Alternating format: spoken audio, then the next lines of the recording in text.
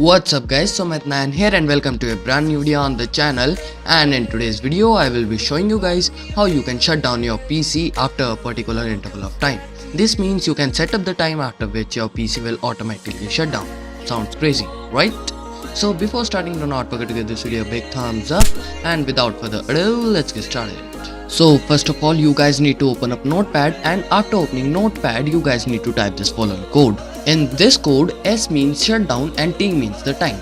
I have set the time of 5 seconds, and the next thing you guys need to click on save as and click on all files. This is a very important step. And the next thing, you have to change the extension to .bat. Click on save. Here you go. Let's see what happens after 5 seconds.